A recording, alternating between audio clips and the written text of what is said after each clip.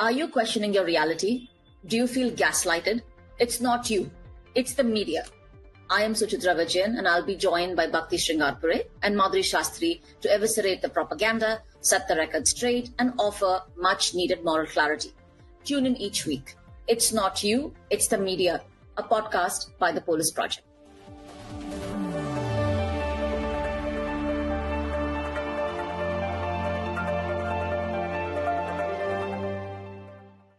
Welcome to It's Not You, It's the Media.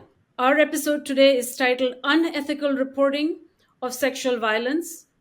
And we are going to talk about a really difficult year when it came to reporting and not reporting at all on questions of sexual violence, rape, and sexual violence in prisons. And we are going to divide this into three different issues that we've had as we've analyzed coverage of the last year. The first one would be called hyper-reporting or over-reporting or fabricating reportage and journalism.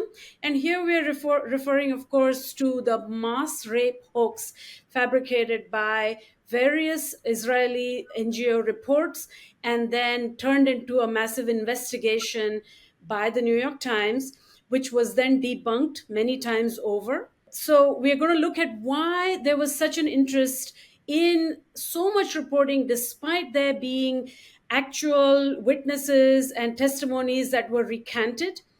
And why is it that there was such a fixation with creating a hoax around this fabricated idea of rapists that were Palestinian, that were Hamas, and so on. The second trend we're looking at is the absolute opposite: zero reporting, pure omission, and an attempt to bury the story. And here we're talking about why is it that something that's been floating around in various media, various international media, is not at all reported in mainstream liberal media. Of course, we're talking here about the horrific and excruciating to read B'Tselem report that exposed all the violence and sexual violence in particular and systemic rape in Israeli prisons of Palestinian prisoners, many of them underage, young boys, young girls. And what does it mean to absolutely and 100% ignore this? And of course, the horrific phenomena of a leaked video of a gang rape of a Palestinian prisoner and a man that went on TV to become a proud celebrity around being part of this particular gang rape. And the third thing is where we really worry about what it means to report on sexual violence and rape at all. What does it mean to construct a perfect victim, to have a woman's body written about in ways that crosses the boundary from ethical to unethical because of how salacious, how overly detailed it is? And I think this is where we are likely to have the most trouble sort of thinking through what is the right way. How do we talk about women's bodies? How do we talk about victims' bodies? So let's start actually with the Palestine question. Perhaps we can start with the mass rape hoax. I think we need to start with the New York Times reporting. Jeffrey Gettleman wrote a very dramatically titled piece called Screams Without Words: How Hamas Weaponized Sexual Violence on October 7th. I usually pride myself as someone who could read something once and remember and speak. While researching this, I literally had to take notes because it was not just one. The list of things that Gettleman, his fellow non-reporters, because it's also important to note that three people wrote this New York Times piece. One of them was not even a reporter, who had no experience reporting, let alone report on sexual violence. So for the first time in my life, I actually had to make notes because there was so much information to go through. As I said, New York Times published this very salacious piece of reporting, and it was published by the Pulitzer Prize-winning journalist Jeffrey Gettleman and two others. And the premise of the reporting was that Times conducted a 2-month investigation, and it established that attacks against women were not isolated, but was part of a broader systematic attack. While this is the premise, nothing in the piece actually provides evidence of the systematic attack.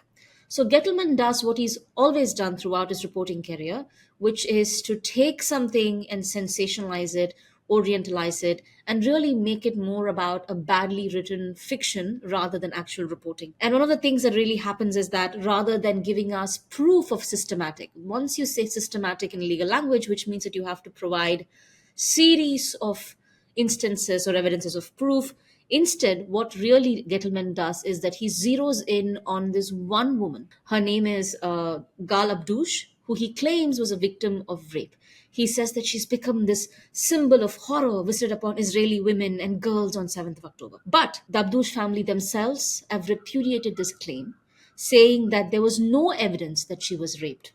They say that they were manipulated by the New York Times and had no idea that the newspaper was going to actually float this rape narrative about their daughter. And there's an incredibly painful moment in which the family says, the reporter named our daughter as a rape victim without our permission after misleading us about the subject of the story. And we read about our daughter's spread legs in the New York Times, right? Like, imagine as parents you are speaking to someone, and then again the mounting evidence shows that this was at best atrocity propaganda, at worst a salacious piece of reporting that is helping further the Israeli genocidal mission on the ground. Some of the other things, again, as I said, there's so much more to go. We could spend the next 30 minutes going over every single piece of evidence we have against what New York Times did. They claim to have 4 eyewitnesses. One of them is only named with the first name. The 3 other eyewitnesses have been consistently proved as not being credible, who have changed their stories over and over again.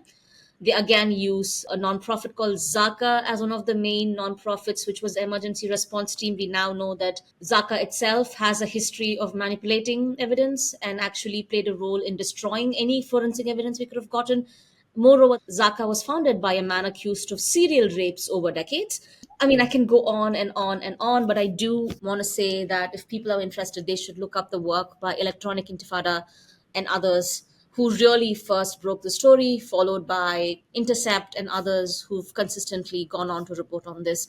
But again, what Gettleman really did was fabricated evidence, not provide proof, has not proved that there was a systematic rape, but instead provided atrocity propaganda that was really one of the core pieces of work that continues to help justify Israelis' genocide, I don't know call what, on Gaza, continues to be used by everybody from Biden to Harris to justify their position of continuing to arm Israel. Suchitra, thanks for that very succinct and wonderful summary. This idea of fabricating sexual violence against women is not a new tactic of imperial nations or powers. It's been happening since time immemorial. This idea that, for example, with the Black Peril panic, that Black men were raping holy white women in colonies, that would then paint the Black man as this savage barbarian, against whom they would justify all manner of atrocious behavior, including extrajudicial killings, lynchings, all kinds of things. So painting this idea of like a rapacious, vicious, flattened population, right? That is out to get our holy women and, oh, we must protect them. This is essentially exactly that, except that these states now have an arsenal at their disposal, including big media companies to facilitate and do the dirty work for them, right? To just fabricate this nonsense, to publish it on the front page, abdicating any and all journalistic ethics, any sort of fact checking, and putting it on the front page in order to give Zionists the fodder, basically, to enable the genocidal onslaught in Gaza. And that is just what is so incredible about this time that we're living in. I think, Suchitra, these are your words, right? Who is really the foot soldiers of this empire is media empires. And it's horrific. The deep-seated belief that this is what Arab men are like. And these are the holy women that need to be protected. Despite, as you said, reports and reports and reports about the fabrication of this story. As recently as the debate, Kamala is mentioning it, and approving more and more arms trades to Israel. Yeah. It's just despicable. It's old wine, new bottles, and somehow nobody is just questioning it. It just keeps on continuing to happen. Yeah, exactly. The lack of any questioning is what it was the most perplexing to me. The first time I heard of this accusation, this allegation, was when a friend sent me a report by the Physicians of Human Rights, and it was an Israel branch. And I have come across Physicians of Israel before, and I was a bit surprised because the logo and the look of it was very different. And I realized that they had the same name, but they were not the global organization. And I went through that report 3 or 4 times, bit by bit by bit. And one of the place where you can see what's going on is in the footnotes, because they created these narratives about a woman who was raped and then her body was dragged through the streets. And then when you look for evidence, there's a footnote saying footage was taken off Twitter, or you go back and you say footage was deleted from wherever. So it's like, so you have no evidence at all. Everything you found, it's all hearsay. And I didn't want to believe it, but I believed it. I believed it right away. I believed something like this happened, though I could not quite reckon with the timeline Right. of the Hamas attacks and this kind of protracted thing that they were claiming was going on during the day. So the operation, what they did, how they got the hostages, none of it made sense with also having this agenda of sexual violence. But I believed it because, what have we been hearing for the past 10 years? Believe her, believe her, believe her. And they have manipulated us into this notion. We have come so far into thinking about we must believe the victim, we must believe this kind of testimony even if we don't have hard proof. And of course during war, of course in war zones, in militarized zones, militants do rape and kill and torture and pillage. So I believed it. And then the debunking started to come out and it was almost immediate. And this is what's different about this particular media moment, is that the debunking began right away. But by then it had gained a lot of steam with Hollywood Zionists who were trying to really perpetrate this. And then a whole new ethos came about, which was what Jeffrey Gettleman and gang jumped upon, which is in such incidents of such heavy sexual violence, it's too traumatic to gather evidence. One must not push for gathering evidence. And people who've done years and years, decades of work in places like Congo and places where rape is a weapon of war and so on and so forth, was said it doesn't matter. You have to still gather evidence. Of course, it's hard work. You still have to gather evidence. But they jumped on these certain kind of hashtag trends, certain movements that things like the Me Too movement has brought about, and manipulated and gaslighted the world into really going for the story. And then, of course, there's the racism. Yes, the barbaric Muslims are, of course, out to get the fair maidens. The Orientalism is ages old, and immediately it's believable. It's probable. You don't have to prove it. Also, just want to flag that Hillary Clinton perpetrated similar sexual violence myths under the Obama administration to attack Libya. Hillary Clinton openly said that they have proof that the Libyan soldiers were taking Viagra to rape. So, again, the rape narrative was used to justify the attack on Libya under the Obama administration.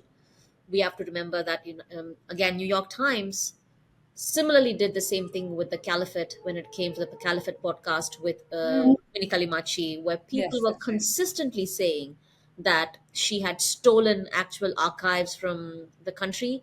What she was creating was not plausible. Again, the difference, as Bhakti said, was that with Rukmini Kalimachi, where people were consistently debunking for so long, it wasn't done the way that it happened with Gettleman's piece. Absolutely. And I think, in a way, that brings us to the related issue of who is actually doing the acts of sexual violence, who is using rape as a torture tool, who is actually perpetrating these heinous, absolutely brutal acts.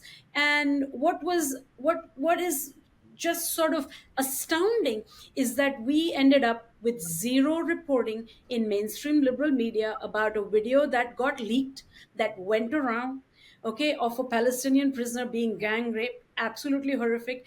And there were many, many ways in which I tried to avoid as soon as I heard something like this. But you know what? The truth is, you couldn't avoid it. You at least saw the beginning of how this came out. You saw the other Palestinian prisoners wherever they were in that room, and in these kind of messed up torture positions. It was everywhere, and nothing. And it was aligned with the B'Tselem report, and yet we got absolute zero reporting. It was an act of omission that was so acute and so racist. It's like, and every time the White House was questioned about it, they said, "Oh, we are asking Israel to conduct an investigation." And again, Kamala Harris and Joe Biden, they continue to use this line: sexual violence by Hamas. Meanwhile, who is doing the actual rape and torture? No, Yeah. it is, and I think one of the horrible things, the bet when we were preparing for this, I actually went through the report, and I don't think anyone should go through this report. It guts you, it depletes you, it just takes it away. So I think it's a good time for us to kind of give the trigger warning, but also the report is rightly called "Welcome to Hell." And what the report does, it documents instances of torture that's happened since October 7th.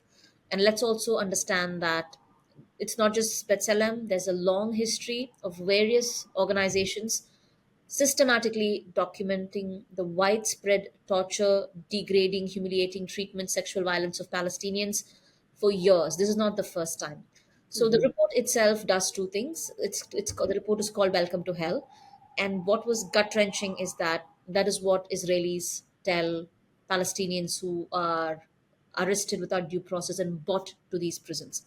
The first thing the Palestinian hears before they step into this prison is "Welcome to Hell," and that's the name that the report takes after.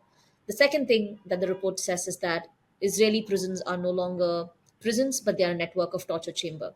And they go on to systematically document, these are based on a series of interviews, 55 interviews, if I'm not mistaken, of people who have been arrested.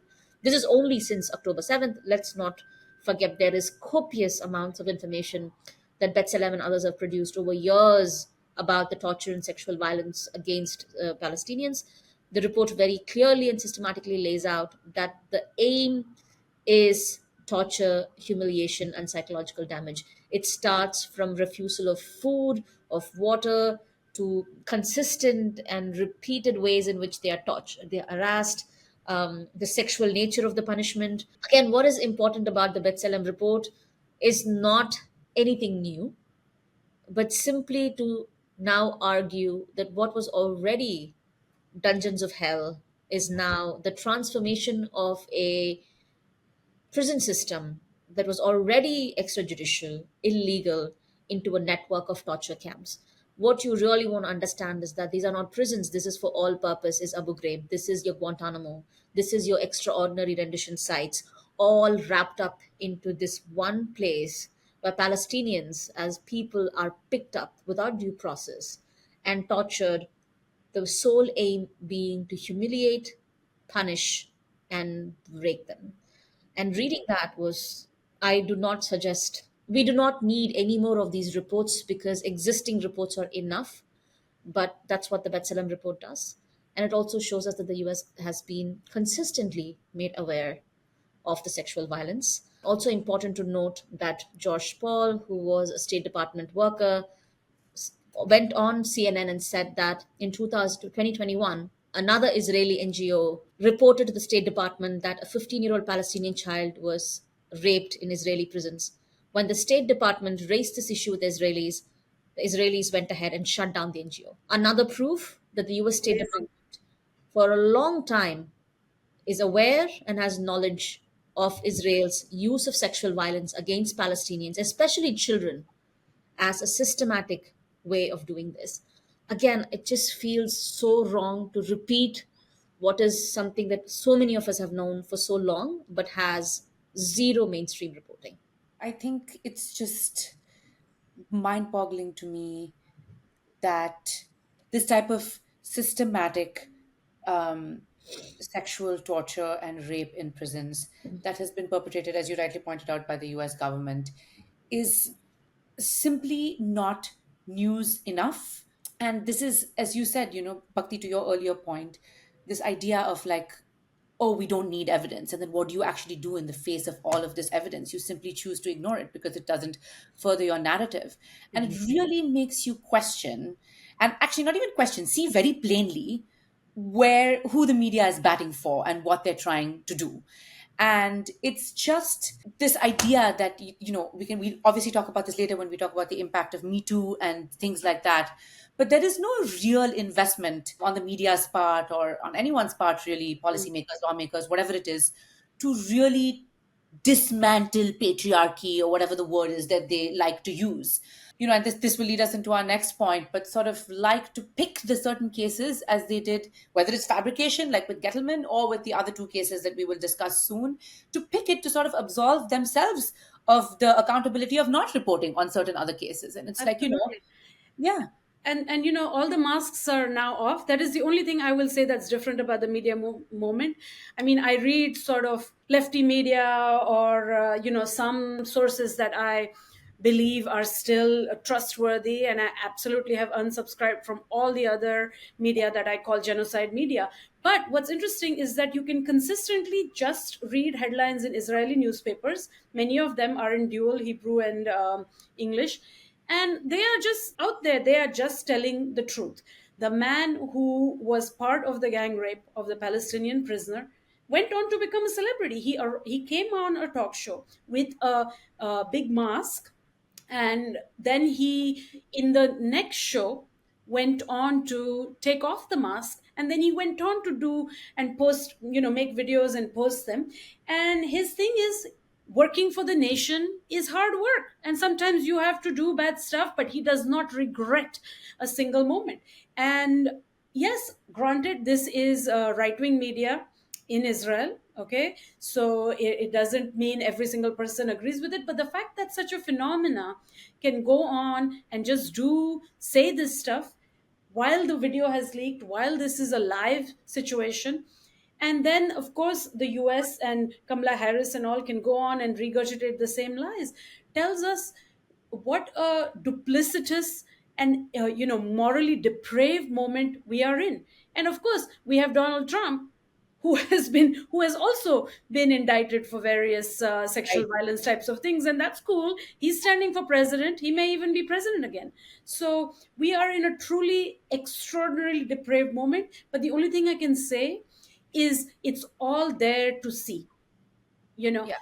10 years ago, I don't think it was there to see. I think I would have required more hand holding to see, to connect all the dots. But now it's just there to see. And what's interesting, of course, is the consent is completely manufactured. Whatever the media has been doing, the consent has been completely manufactured. No, Israel has the right to self-defense. That self-defense means endless attack, endless brutality, rape, torture, whatever. And of course, what kills me as the mother of a teenage son is that these are, and it kills all of us. It does. I don't have to have a teenage son for it, but it's like these kids, 7, 8, 9, 10, 12 years old, children, absolute children. We know this is a war on children, but then when you put the sexual violence thing on, overlay that on top of it, it's even more absolutely brutal. And it's just, I don't know how we live in a world that is okay with it. Not everyone is okay with it, but at least mainstream media is okay with it. Our imperial governments are okay with it. Yeah, it's just a narcissistic, toxically masculine state protecting one another, because they are all just perpetrators cloaking each other with this impunity. And not only cloaking each other with impunity, funding it, enabling it, because ultimately the dehumanization of Arab lives, Muslim lives, non white lives is so deeply entrenched. It is not even up for questioning. It's not up for questioning. It's like, it's a given. It's a fait accompli. We do not think these people are human. We do not care about their children. We do not care about all children and all women and all people and patriarchy. No, we care about our narcissistic control. It's a narcissistic state, completely obsessed with control and annihilation of non-white people. And they are just cloaking each other, and they always will. And you're right, Bhakti, the gaslight is so evident now. But I think truly for a lot of people who, I think identify as politically liberal, it has been quite a con with the New York Times, and it's very difficult because these people are already sort of geared to dismiss lefty media as, agenda driven. And now they have to see that their own media that they have paraded around or upheld as bastions of, clarity and ethics are basically fabricating stuff. And I think it's very painful to accept that you, as a consumer of this media, have been conned. Yeah. So it requires a certain amount of work on your part to think like, oh, okay, like why did I believe this and what should I do? And I hope that people are doing that work of divesting. I'm not sure because I heard a podcast, I heard a conversation, and I've not fact checked this, but the New York Times subscriptions have grown more than ever this year or something. So for all this concept of divest from genocidal media, what is actually happening? Are people really questioning? Are people really saying, okay, this is a media that is gaslighting me and I've been conned and I want to look for my Well, that sources? makes complete sense to me because remember there was, I think it was Intercept that leaked the memo. Is how do you report on Palestine? You try not to say the word Palestine many times. You create this idea that there's Palestine and then there's Gaza. You don't say apartheid. You don't say occupation, and you always just repeat, as they say, stenographer media. You just repeat and copy paste every point that the Israeli media is giving you. So of course I'm just, I'm horrified but not surprised that their subscriptions have grown and that they are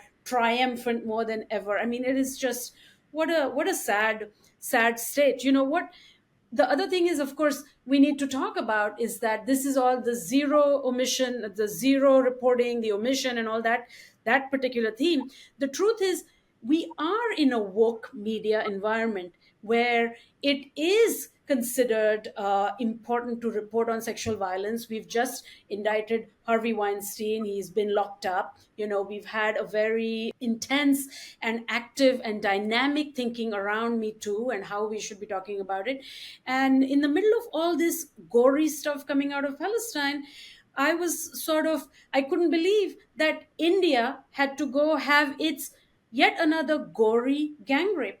And that led to a whole set of questions around, what are we doing? And then the other thing that's unfolding now is the story of Giselle Pellicot in France. Also, lots of details, lots of reporting. What do we make of these sort of juxtaposing trends, or these kind of overlapping yet contradictory sort of ways in which reporting on sexual violence pans out? It's such a saturated moment for this theme.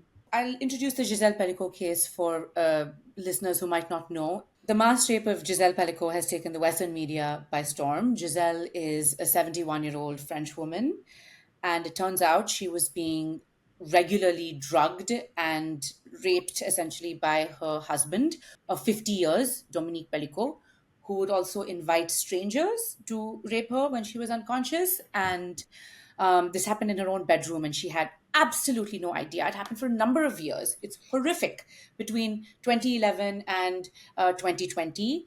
And the details are awful. The media, for its part, has not revealed so many gory details, but even what they have revealed is really gut wrenching. And what's interesting is that she would have never found out had it not been for some women that brought charges against her husband for taking pictures up their skirt at shopping malls across France. So the Avignon police proceed to follow through with these charges and uncover all of this evidence of the rape and assaults of his wife that he had inexplicably catalogued and filmed and retained on his laptop. And the case is on trial, and France is being roiled by protests, with many people obviously questioning women, specifically questioning the legacy of the Me Too movement, and also how sexual violence cases are handled by the Justice Department. I read that 94% of rape cases in France are dismissed without any action. And also, there's a robust conversation about consent and things like that. It's important to note here that Giselle has waived her right to anonymity. So the media have sort of been invited into the trial. And just yesterday, I saw a pop-up that she's being hailed as a feminist hero. So it's really a really gory situation. The nuts and bolts of it seem fine. Bhakti, as you said, this idea of the woke media reporting on sexual violence, that facade is very much maintained. But my real issue here is what we had started talking about earlier, mentioned earlier, is this idea of the perfect victim. Which, I mean, again, what happened with Giselle is really, really awful and horrific. But she is the perfect victim. She's a white woman, she's elderly, she's very much the sort of grandmother next door. She'd been married for many, many years, and obviously her rapist was her husband. And obviously, this is like, oh, how could her husband do this? Which is really bizarre to me. The cut actually said that what is even more confounding in this case is who the perpetrator is. It's her husband. And it's like, but where do you think all of this intimate partner violence occurs? Are you crazy? Exactly. Yeah. Anyway, so she's a very relatable figure within French society. And, they often talk about her relatability and why that has been such an important feature of this case. And they analyze everything from what she's worn to come into court, how she's wearing these Breton blouses, and, she's covered her eyes behind sunglasses. Poor Giselle has had to say that she's a wreck behind all of this facade, but they're very much focusing on how she looks, the outward appearance, and the fact that she's relatable and that she's the perfect victim has sort of been reinforced. The BBC has said, I quote, "The ordinary nature of the couple at the center of this trial, middle class pensioners and grandparents, has made it easy for observers to identify with the story." And then the protester in a Guardian article was quoted saying that the case has resonated in France because they are, quote, Mr. and Mrs. Tout le monde. Wow. And so this idea of the fact that there needs to be a perfect victim and the media can just seize on it is a big issue, and it's poisonous because there is the implication that certain people are more believable than the others. And our entire conversation has shown us that. Israeli women more believable than Palestinian women. Any other white woman much more believable than any other woman of color. And it basically allows the media to say, well, should we not report on this? Like, what would you rather we did report on this? And it's like, no. The question is, why does all of your reporting look like this? That's the real question. And it just completely inhibits them from answering this. And this perfect victim situation, I mean, what happens when you have a Palestinian prisoner? Or what happens when the prisoner is male or the victim is male? Then what happens to the media's mission to be woke and dismantle the patriarchy language? Yeah. What is this idea around relatability with a person who has endured horrific sexual violence? Who relates to this? All we want is to not relate to that. So this media fabrication that this is a relatable person, and it's just kind of I'm just overwhelmed by this idea. I don't relate.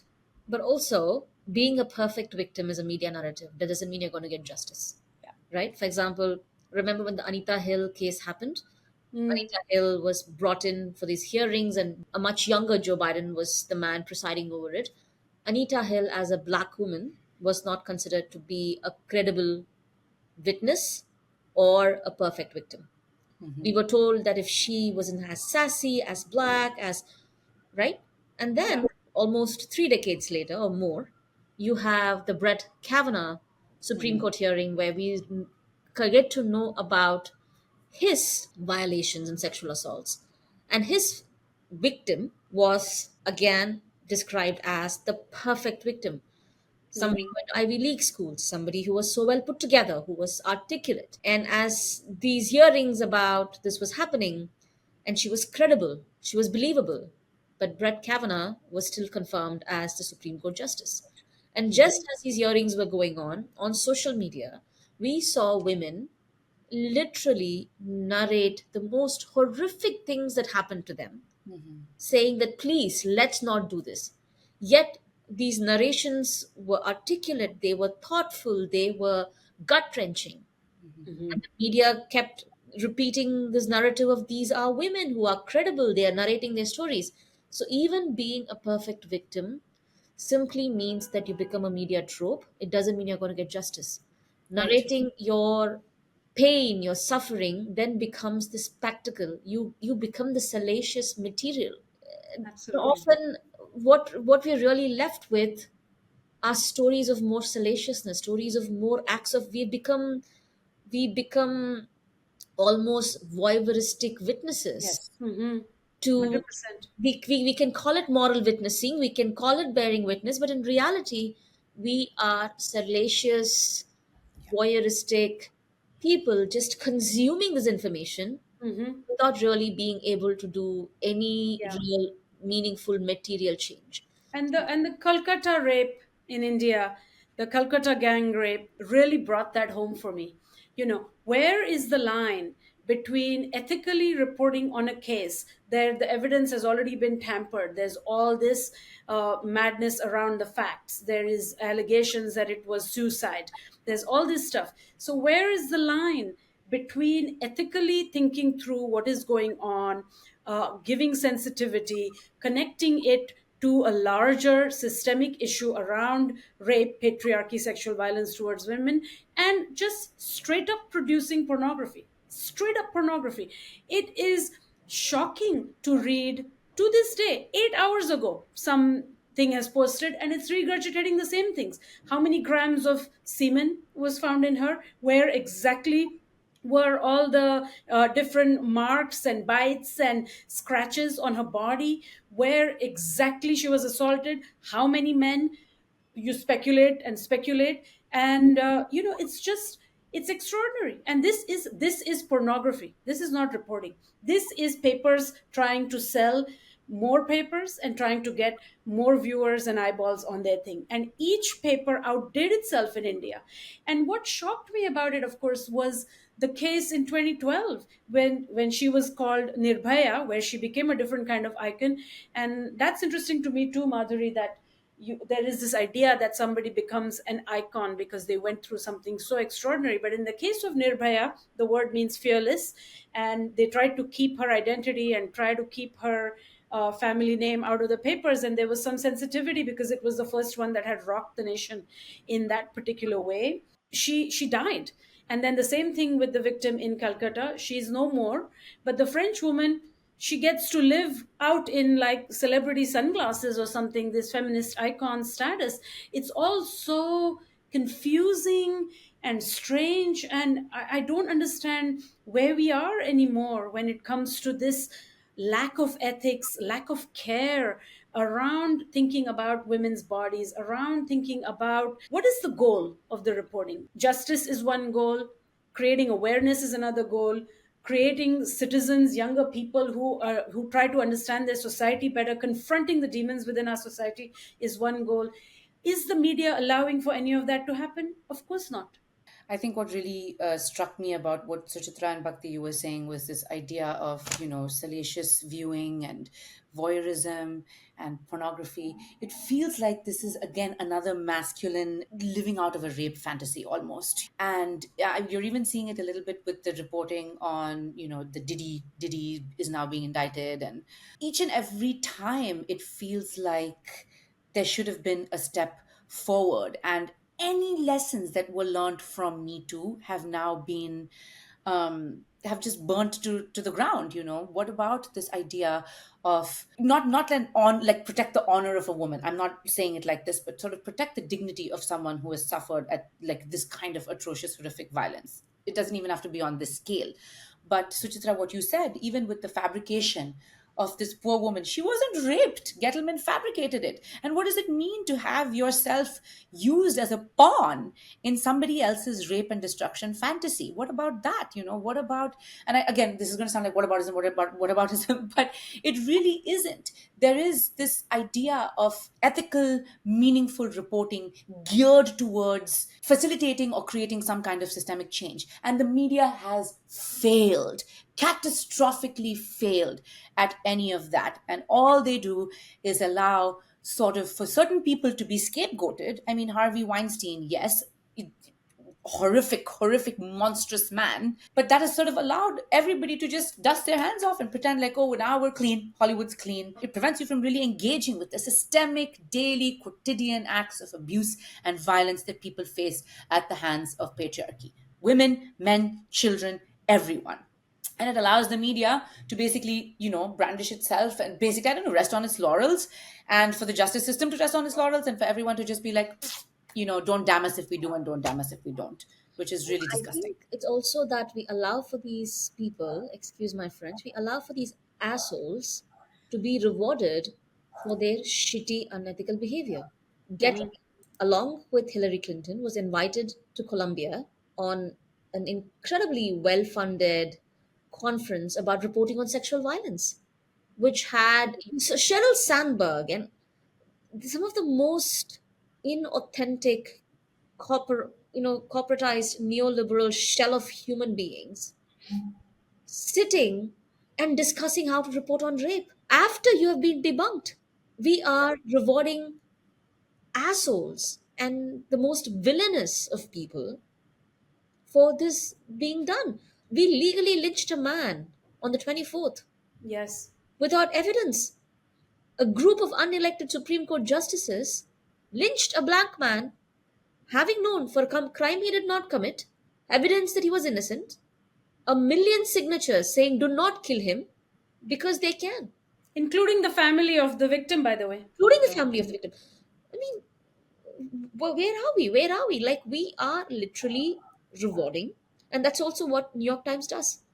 You are teaching people that you can be absolutely unethical, shitty. Yeah.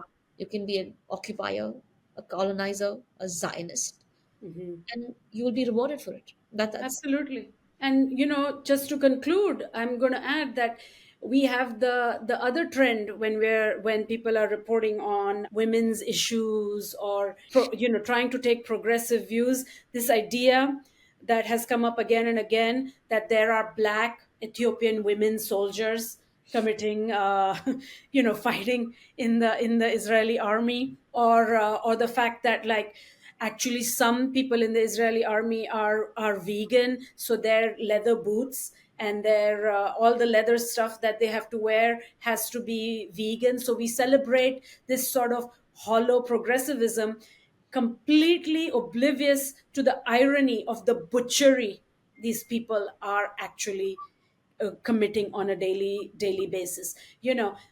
This is feminism. This is where we are a decade after Me Too, or whatever, things that were very instrumental, but everything has just collapsed.